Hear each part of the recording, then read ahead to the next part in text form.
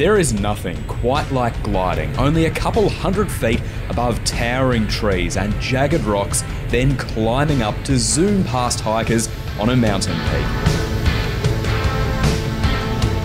Out here nothing changes, not in a hurry anyway. You can feel the endlessness. This is Soaring in Victoria, Australia, launching from the picturesque town of Mount Beauty that's nestled in a valley below ski resorts. I was in an ASK 21 glider with Mark Bland. Thanks Mark for the amazing experience. The acceleration and climb rate of a winch launch are incredible. Normally when you're flying in a glider, holding the stick back and pointing the nose way up high feels all wrong, as that'd be a recipe for rapidly losing speed, then stalling and spinning back to Earth. But with the rumbling power of a V8 engine, the winch cable flings you into the heavens, reaching about 1,200 feet above the ground in 40 seconds. I was so excited about my own first winch launch that I actually forgot to record it, so this launch at Mount Beauty was recorded by YouTuber Darren Harris. Thanks, Darren.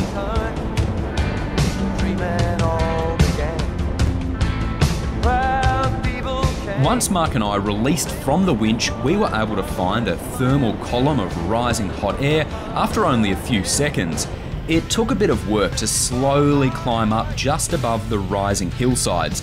Bit by bit, we edged our way up the mountains and away from the airfield. If there is strong wind, you do need to be careful that the glider doesn't get pushed into a hillside.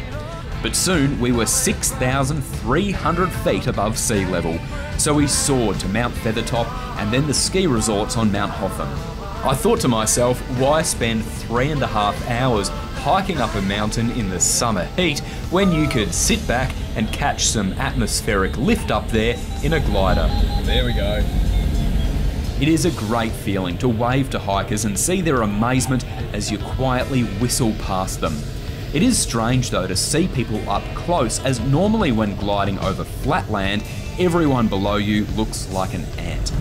Valley traffic here, taxi line 10 minutes to parachute drop. Take canopy spot 4120 Metro Valley. But with the cloud base not much higher than the peaks, we couldn't go any higher. We always had final glide back to the airfield, but seeing a peak towering up between you and your landing point does take some getting used to.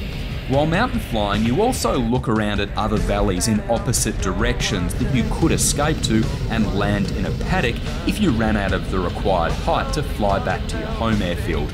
But sure enough, we just aimed our nose back towards Mount Beauty and were able to glide back there and arrive home with plenty of spare height. If you're in the area, do a flight with Alpine Soaring Mount Beauty or Mount Beauty Gliding Club, and subscribe for more gliding adventures.